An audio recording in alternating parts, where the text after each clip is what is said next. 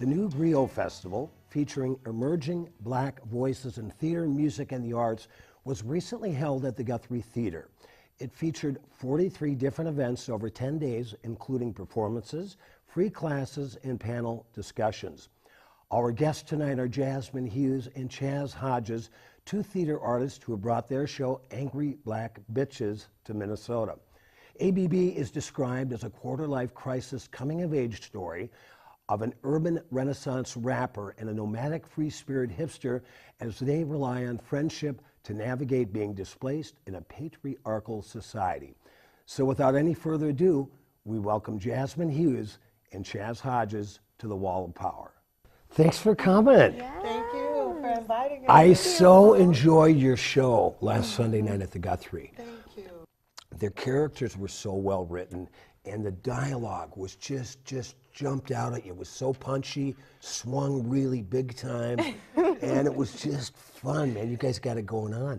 Thank you. Now tell us, when did you guys meet for the first time? We met in September. September 21st. September 21st. 2016? Almost 2 years ago. 2 years of 2015, okay. Yeah, we met working on a production at Mixed Blood Theater. Okay. The great Jack Ruler. Right, Yeah. exactly. The director. It was my second show here in the Twin Cities, and it was Chaz's first. And the show was called An Octoroon. And Chaz lied like she was a local so she could get in the show. I'm telling Jack. I'm calling him right now. I had nowhere to stay. I came here from Los Angeles, and it was crazy. I was staying with a friend who let me stay with her for a week, but then the show ran for 2 months. So I was like, what am I gonna do? And I met Jazz, and she's like, you can stay with me. And it's a studio apartment, and we literally were just there for 2 months together. Yeah, and a little efficiency. Was that kind of where the idea for this thing came from? That's where the friendship started, and that's where we started to have kind of a shared sense of frustration. We got to really get to know each other, and a lot of the conversations that were started in that room ended up being conversations that are now in the script. Wow. For sure. And so we met doing that show, and then we parted ways, and we kept in touch. And then the summer of the following year, we were asked to do a show in Oakland. Okay. In Oakland, California, with Ubuntu Theater, where we played mother and daughter. Wow.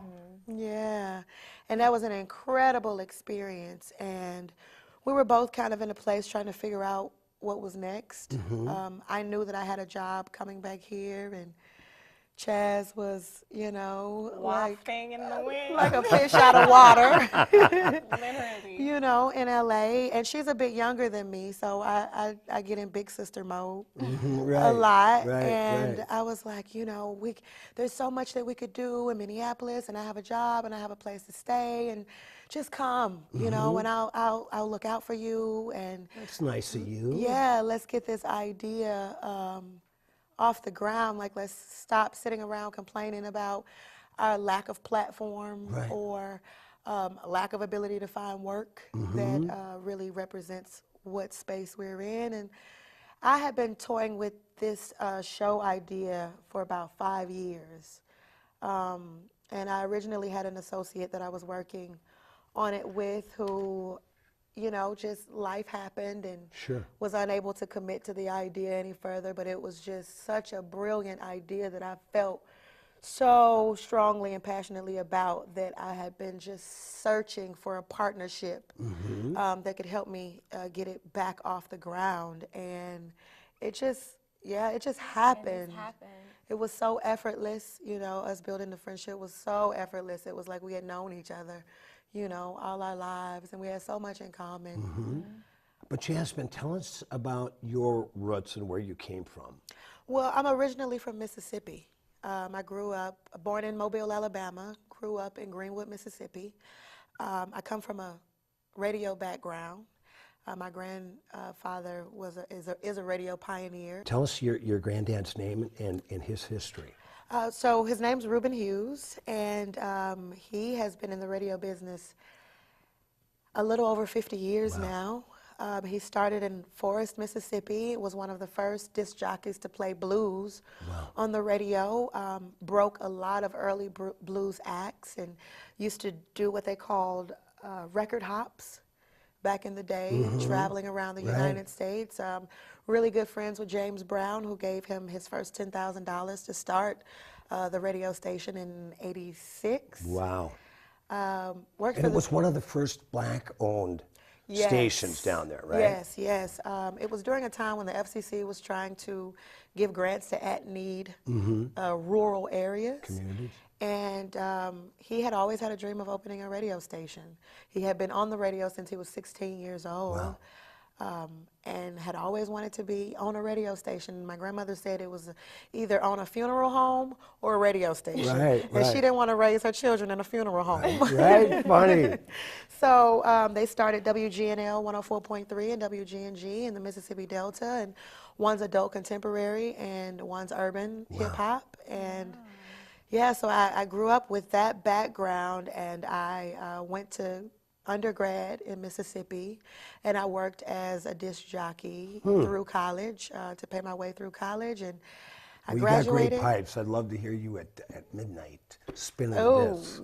right? Yeah. You know, that overdrive, that overnight right, shift. right.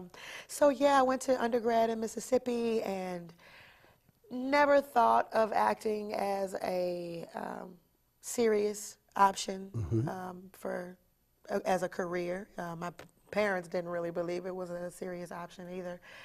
But I had done some theater in high school. I went to a historically black boarding school in Mississippi, which is the way that the characters Erica and Chaz meet. Right. They go to this historically black boarding school in Mississippi. It's over 100 years old, called the Pineywood School. And went to high school there, graduated, went to undergrad in Mississippi at Tougaloo. Decided all of a sudden I wanted to be an actor, even though I had kind of been doing it for a while, church plays and school plays and writing, and didn't get in grad school my first year. Decided to just move to LA, but I couldn't afford it, so I stopped in Vegas. And I spent a year there doing extra work and working at the Palms and you know, having a good old Vegas time. Right. And then I got the You didn't lose all your money there, I hope. I didn't have any to lose. There you go. So yeah, so I ended up saving up a bit, moving to LA, got in grad school, met some... On your second try, right? Was on my that second try. Yeah. And the first year I'd auditioned for, you know, schools all over the country. The second try I said I'm only going to audition for one school, and if I get in it, I get in it. If I don't, then I had to look for inspiration from actors that I admired that didn't have master's degrees. And What school was that? it was California Institute of the Arts, founded by Walt Disney. It's one of the newer conservatory institutions, one of the best in the nation for sure. I've heard of it. Yeah, and had an incredible experimental experience there. Graduated, started working with Nataki Garrett, who was the associate dean at the time, who hired me for my first gig out of grad school, and also hired me for my first gig in Minneapolis, which was at Mixed Blood Theater, and then hired me for my second production at Mixed Blood, which is where I met Chaz. Wow. Yeah. Now, Chaz, give us a little bit of your background. Yeah, so I am originally from Chicago, Illinois, so I'm a Midwest girl through and through. And I went to undergrad in California, so I was in California, and then I tried to move to New York after undergrad. Ended up moving right back to California for graduate schooling. I, too, went to grad school, you know, Southern Cal in La Jolla, California, at University of California at San Diego. So a lot of fish tacos, a lot of beach time. I had a really rich uncle who lived in La Jolla. I got to visit him once. It's beautiful. Never got any money when he passed. Same. Yeah, and shortly thereafter, Nataki cast me in my first regional theater gig at Mixed Blood Theater, where I met Jack Ruler as well as Jasmine. And then she cast us in a second show out in Oakland, Hurt Village, which was like such a beautiful, beautiful time. And I feel like creatively, that is like maybe the pinnacle of the things that like started to culminate ABB as a whole. Jasmine and I took a road trip across the country, 22 hours from Oakland to here. Wow. Yeah, we did. We will be back with Jasmine and Chaz after these messages on the Wall of Power. I want you to meet Two Gingers Irish Whiskey. I'm Kieran and I'm Irish, so I tend to like a challenge. Why not? I wanted a whiskey to help find me out what's out there. Like what's really out there. And I found the oldest distillery in Ireland with a water wheel and awards for its small family of whiskies in the middle of Ireland. As I've always seen it, you can't win the lottery unless you buy a ticket. So try it. The investment is small and the flavor is big. It's perfect for drinking neat, its character holds up, like the Irish, when the bastards try to get you down. Two Gingers Irish Whiskey. Distilled twice for more character, time for more flavor, and less of the old burn. Nolite bastardes carborundum. Don't let the bastards get you down. Grey Wolf Lodge, located on gorgeous Pelican Lake in beautiful Orr, is the great getaway in northern Minnesota. Featuring affordable, modernized cabins that rent by the week or even a few days, Grey Wolf Lodge is your place to treat the family or just yourself for a relaxing time away from it all. With great fishing, yoga classes, massage, boat rentals, a sandy beach, a common gathering area with a fire pit, and the gorgeous and rustic Grey Wolf Lodge, hosts John and Carol Metsa have thought of everything for your unforgettable stay.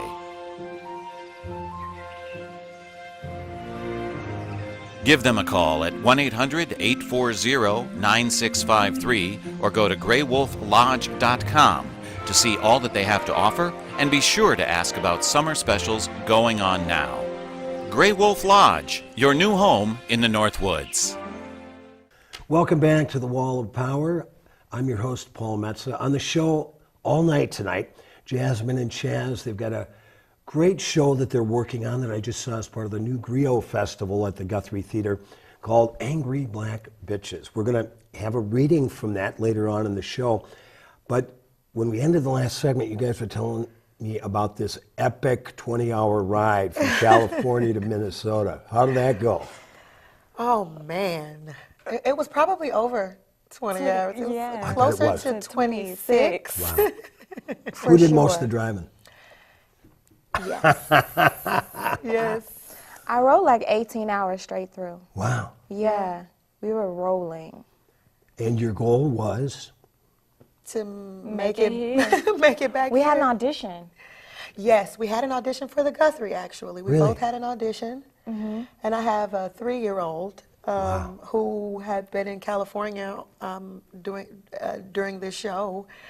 And I had to get back to Minneapolis, and she had the same audition, and we had to get here. And so we put my daughter in the back seat in the car. Wow. And Little Brooklyn, I met her the other night. Yeah. Oh, is she a gorgeous little thing. Thank you. Oh, man.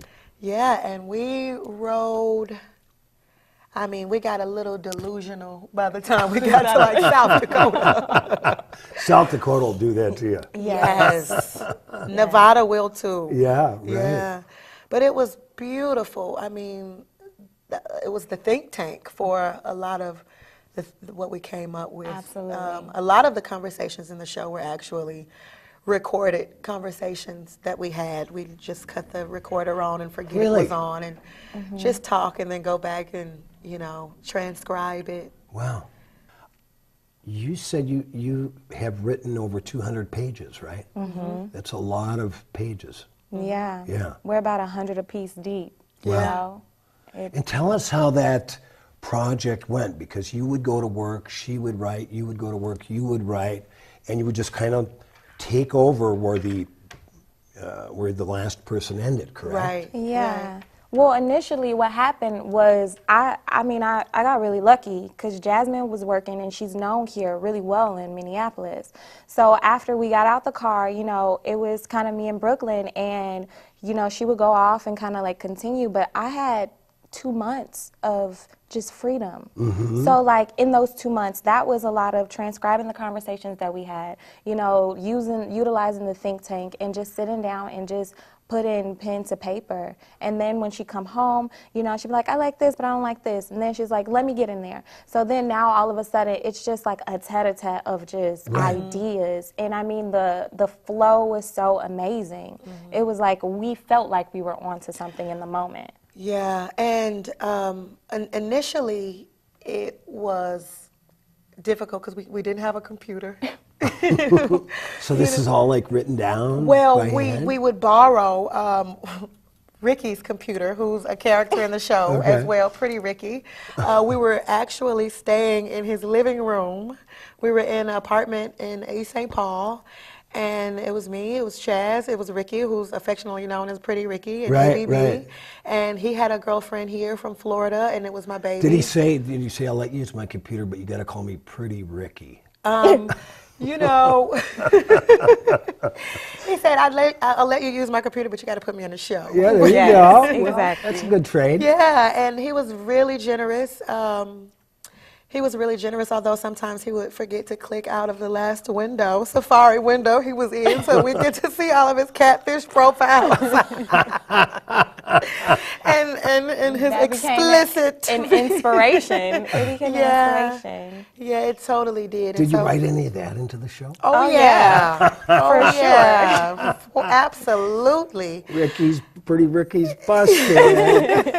The thing about the show that's great is nobody's stone goes unturned. Everybody gets in there with whatever, you know, mess that we've all had to deal with as people. It's in there, you know. And I think that's what people are responding to, just the authenticity of the people we've written. Yes, because they are, you know, they're real people. Yeah. And I mean, we slept on a pull-out couch, and we would be 4 to a bed sometimes. And I was in rehearsal at the time for Jitney?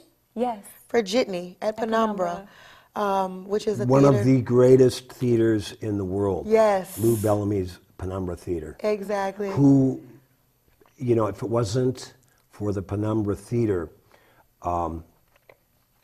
we might not have had such an appreciation for the work of August Wilson. I had some of the greatest nights of my life watching those August Wilson plays perform for the first time at the Penumbra. Yes. Just in an amazing space over there right off Dale in St. Paul. Yeah, so this was the 40th, this particular year was the 40th anniversary. And I was the only woman in the show, Jitney. And it was incredible because me and Lou have a really, really close relationship. He's a magic man, that guy. Yeah, so wise. And so I was working at Penumbra at the time, and I would be rehearsing during the day, and Chaz would be watching Brooklyn and writing, and then I finally incorporated our production company, Ace Boom Coons, and we were able to get a business account and get a laptop. Cool. And we're able to start writing, and we work really well together because we are so different. Chaz is way more organized. You won an Ivy Award. I did. For what? For my performance in Sunset Baby. Wow. Yeah, for acting. Overwhelmingly surprised.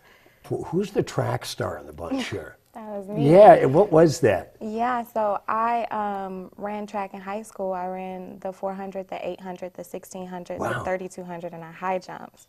And I ran at, you know, the Junior Olympics in Greensboro, North Carolina.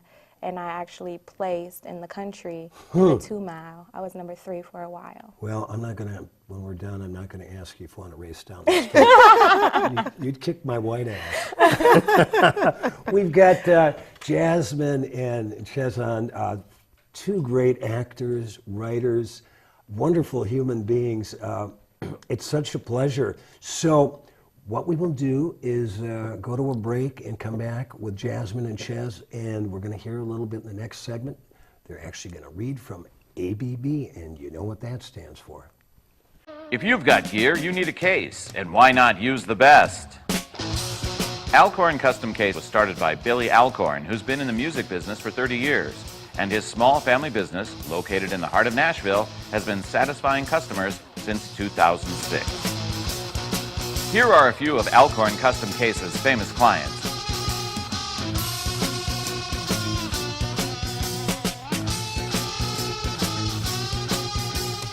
When you're on the road, your gear has to get there in one piece. Stop in on Billy at Alcorn Custom Case and have a specially made case designed just for you. Alcorn Custom Case can be found on the web at alcorncustomcase.com, or stop in at 3215 Ambrose Avenue in Nashville, or just give Billy a call at 615-678-6259. Alcorn Custom Case. Don't trust your gear with anyone else. Welcome back to the Wall of Power. This is your host, Paul Metsa. I've got two amazing guests with me tonight, Jasmine Hughes and Chaz Hodges, and they've created a great show called Angry Black, the B word, and they're going to read from it in a little bit, but let's talk about, set up what we're going to be hearing and talk about how this show has evolved over since you started writing it. Well, ABB is a dark comedy, episodic. It's a coming-of-age story, but also a quarter-life crisis story. Right. We've all had those at 25. Yeah. Exactly, and it's the story about how two women, one an urban Renaissance rapper and a nomadic, a bohemian free spirit, are navigating this culturally stark environment of Minneapolis, while living their lives unabashedly and navigating a patriarchal society. And swinging with the Scandinavians. Yeah, exactly. When you can. Right. So, you know, they're navigating this this displacement, if you will, while unabashedly living their lives, and all the while understanding that there is an undercurrent of a negative trope known as the ABB, that no matter how educated they are, how much they smile, how agreeable and politically correct they try to be, in an instant, by just having an opinion about something or a preference, or differing ideas, can immediately reduce them to being ABBs. And so it's about the truth in stereotypes, but also our option to not care about them at all.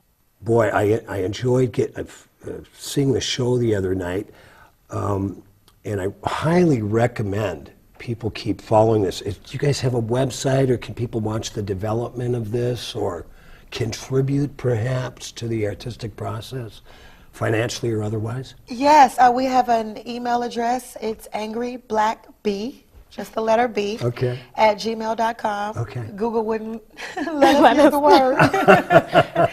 Yeah, so it's angryblackb at gmail.com. We also have an Instagram page, angryblack, BITCH. And our website is currently being developed right now. Yeah, it's so overwhelming. The project has kind of been fast-tracked because of the overwhelming response that we've gotten from this festival, because this is our first public presentation of the work. So here we go. We're just going to watch a reading with Chaz and Jazz from ABB. Even if you're straight laced up with a straitjacket on, get pulled over one to the dome. I figured you could use some pre-gaming, but damn, you nervous or not? I'm just trying to keep these chakras aligned. Keep this blood pressure down. I ain't seen you this nervous since you eloped with that Navy dude and that J.C. Penney's dress and then micro braids. I'm not nervous. I'm pissed off. Apparently, they've added Lizzo to the bill tonight. What? That's good.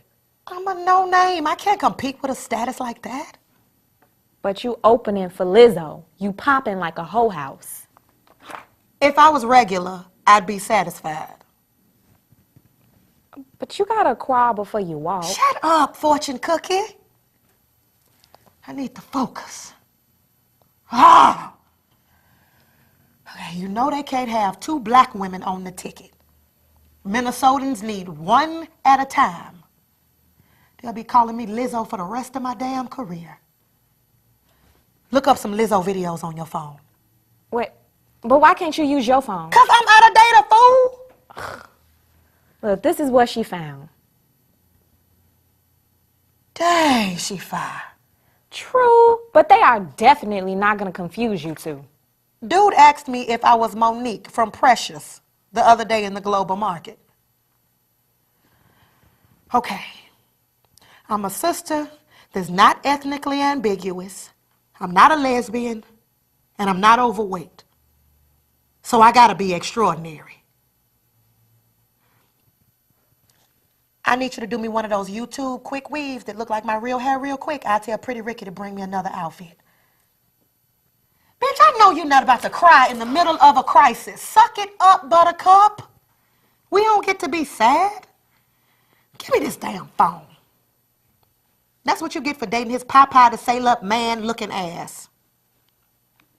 I know you miss him, but you can't forget to put yourself first. Then me. I just feel like I finally learned my lesson. About dating white boys? No, about not dating rich. Word. Better to be heartbroken on the beach than living on the streets. Heartbreak with a Louis duffel instead of a North Face puffer. Merch. You learned the lesson.